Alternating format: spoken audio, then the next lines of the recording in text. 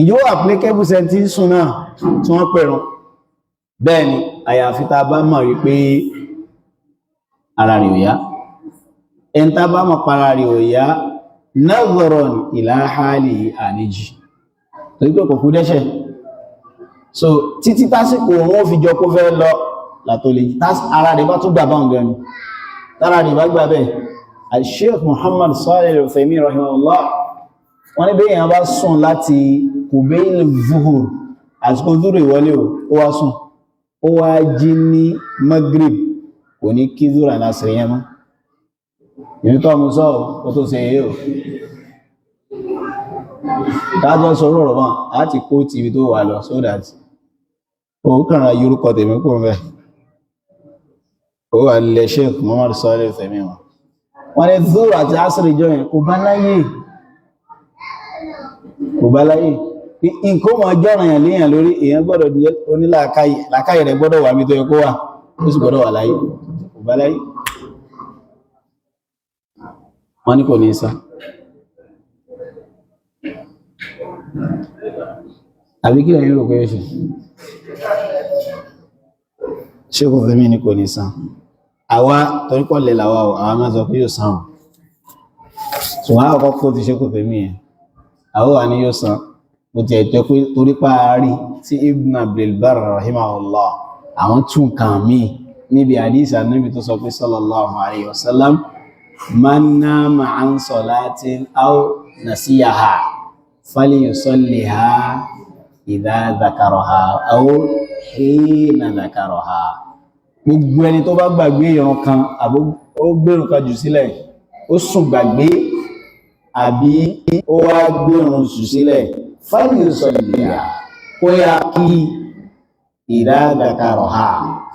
ẹmọ bí al-allama Muhammad Salih al-Uthaymin pẹ̀lú àwọn tó lọ́jọ́ tí wọ́n lọ ẹgbẹ́ àwọn méjì tí wọ́n ní man nama an salatin aw nasiyaha ẹn tó bá gbàgbé tó bá sùn gbàgbé mìíràn kan aw nasiyaha bó gbàgbé ẹ̀ falyusalliha idha dhakaraha pé nisyan ẹfi náà mú lẹ́mẹ̀ nisyan ẹn tó gbàgbé ní o tó túnmọ̀ sí pé ẹn tí ìrun bá wọlé lọ́dọ̀ tàwọn tí ò bá tún kí náà lásìkò orun yẹn bá ilé lọ bó kí ní ẹ̀mẹ̀ 1000 Sheikh Fẹ́mí ní Ọlọ́run nígbà tí ẹn tó tún yẹn náà sọ àsìkò orun wọlé wọ́n pèrún Allahu Akbar Allahu Akbar Salatul Asr ó wá di pé àsìkò àsìrì yẹn wá wọ̀ kò wá kí qala al-allamatu al-Uthaymin Muhammad bin Salih al-Uthaymin rahimahullah kó bá kí lẹ́ẹ̀mí ó ní wa in sallaha alfa marratin la yaqbaluha Allah Ọlọ́run nígbà wọ́n ní kí ló dé Ọlọ́run bá sọ wípé inna as-salata kanat ala al-mu'minina kitaban wọ́n ní bí ìgbà tí yẹn decide pé wọ́n gba Ramadan kalẹ̀ ní Rajab ma fẹ́ travel nínú Ramadan jẹ́ ìdí gba Ramadan tẹ̀mí báyìí pé innamal a'malu binniyat àní ó ti fà ní àgbé pé sáwà náà gbà gbogbo aláàní ṣe nǹkan ṣe yìí abẹ́ tó wọnú Ramadan tó ní kò lè wá bízì lásìkò yìí máa gbà tèmi létà báwo hadha wal hal wa huwa al-an ìsìn náà wọ́n ní gbogbo àwọn ibadatun muwaqqata gbogbo ìbádà tó jẹ́ pé àsìkò lọ́wọ́ bá fi sí àwọn ò ní kápá àti gbépò àfọ́lọ́ náà ni ó gbépò pẹ̀lú condition tó bá fi sí àsìkò hajji tó ẹnìkan ní mi ò lè lọ hajji tẹ̀mí tó bá di bí Safar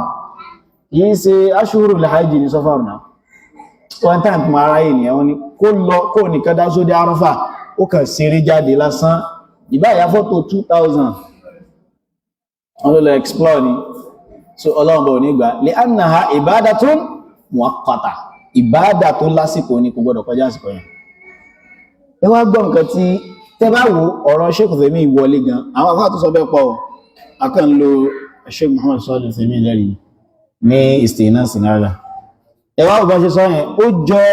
ìtàwọn pè ní nadhahir ó ní nadhir ó ní tó jọ nínú ìjọsìn pé òótọ́ ní gbogbo ìjọsìn muwaqqata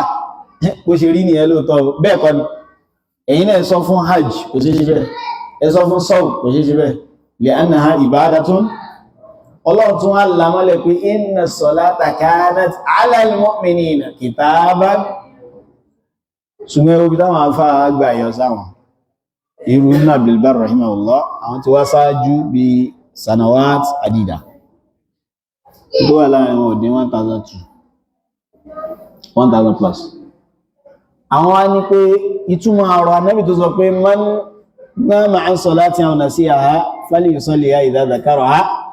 pípé aw nasiyaha mẹ́rin ni aw tarakaha ó kó yẹ náà sínú ẹni tó gbọ́n ọmọ gbé sílẹ̀ náà kó sínú ìgbàtẹ́rù Ọlọ́run àbàlúwá ní subhanallah pé tó bá kí gbá Ọlọ́run gbà wọ́n ní kílẹ̀ rí àwọn wọ́n ní ṣe bọ́ Ọlọ́run bá ń sọ subhanahu wa ta'ala pé wa nahshuruhu yawmal qiyamati a'ma qala rabbi lima hashartani a'ma wa qad kuntu qala kadhalika atatka ayatuna fanasitaha wa kadhalika al-yawma tunsa wọ́n gbogbo nìsíyàn kọ̀ọ̀kan tí wọ́n lò ń bí ìbìmánà kadhalika atatka ayatuna fataraktaha ó sì gbéjù sílẹ̀ li annahu tó bá yẹ pé ìgbàgbé ni lóòótọ́ ni kí ló tọ́lọ̀ bá sọ pé la yukallifu Allahu nafsan rabbana la tu'akhidhna in nasina aw akhta'na ọlọ́run tá a bá gbàgbé abáṣàṣì mọ́ mọ́ ọ tá a bá gbàgbé abáṣàṣì ọlọ́run mọ́ ọ but in this instance ọlọ́run mú pé wa kadhalika atatka ayatuna fanasitaha ó rí pé tó wáyé pé ọlọ́run sì sọ yẹn pé wastajaba lahum ọlọ́run mo ti dá yín lóhùn pé gbogbo ìgbàgbé yáyá àti gbogbo àṣìṣe ọlọ́run ní mọ́ wá ń bẹ̀ وجاء في صحيح البخاري وغيره النبي صلى الله عليه وسلم إن الله تجاوز عن أمتي النسيان والخطأ وما استكروا عليه wọ́n ti gbé kó fún jọ yìí النسيان ìta bá gbàgbé so mi pé Ọlọ́run bá lóhun mú àwọn èèyàn kan lórí ìgbàgbé kò lè jẹ́ ìgbàgbé kí ló máa jẹ́ bá jọmọ́ at-tark so ni Ibn Abdul Barr wá lò lẹ́rìí tí wọ́n pé gbogbo gbàkígbà tí ìmánì bá dé wá bá náà ó lè sá padà. Allahu Akbar. Èwo ló correct nínú méjèèjì? Wallahi alákọ̀ọ́kọ́ yẹn ló correct. Bí èèyàn bá kí ní 2000 times Ọlọ́run nígbà àfi kó ní udhrun shar'iyyun kó ní tọ́lọ́run torí ẹ̀yọ́ ń bẹ́ẹ̀ bóyá ń sùn bóyá ó gbàgbé Ọlọ́run tí ìrìnà rẹ̀ lógún èyí jagun lọ́wọ́ ní káwọn kan standby wadda alladhina kafaru law taghfaluna wadda alladhina kafaru law taghfaluna an aslihatikum wa amti'atikum fayamiluna alaykum maylatan wahidah ولا جناح عليكم إن كان بكم أذى من مطر أو كنتم مرضى أن تضعوا أسلحتكم وخذوا حذركم إن الله أعد للكافرين عذابا مهينا. بارك الله فيك. Nǹkan tó kà yìí èyí kan bẹ wọnú àyà ìgàgà ìmọ̀ dàrú kàlá tó kè. وإذا كنت فيهم فأقمت لهم الصلاة فلتكن طائفة منهم معك وليأخذوا أسلحتهم. نعم. فإذا سجدوا فليكونوا من ورائكم ولتأت طائفة أخرى لم يصلوا فليصلوا معك وليأخذوا حذرهم وأسلحتهم. ود الذين كفروا لو تغفلون عن أسلحتكم وأمتعتكم فيميلون عليكم ميلة واحدة ولا جناح عليكم إن كان بكم أذى من مطر أو كنتم مرضى أن تضعوا أسلحتكم وخذوا حذركم إن الله أعد للكافرين عذابا مهينا. بارك الله فيك.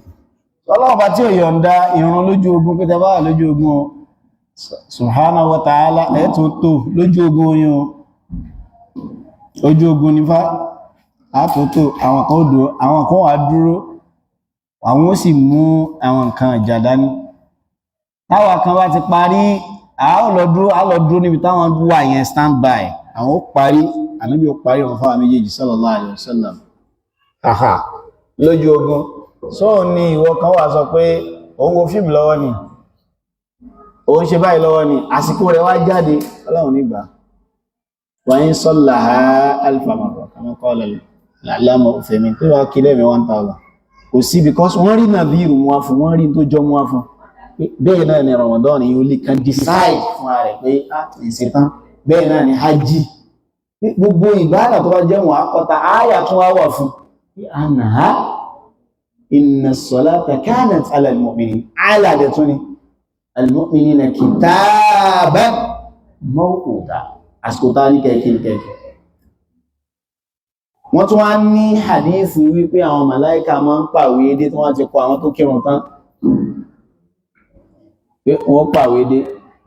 ẹtí ìsàbọ̀ wọ́n kọ̀ọ̀kan tẹ́ sí wọ́n kàn wá gẹ́gẹ́ gan pé kí ní ṣe báyìí wọ́n ní kírun pé kò kí wọ́n ti gbé lìsì lọ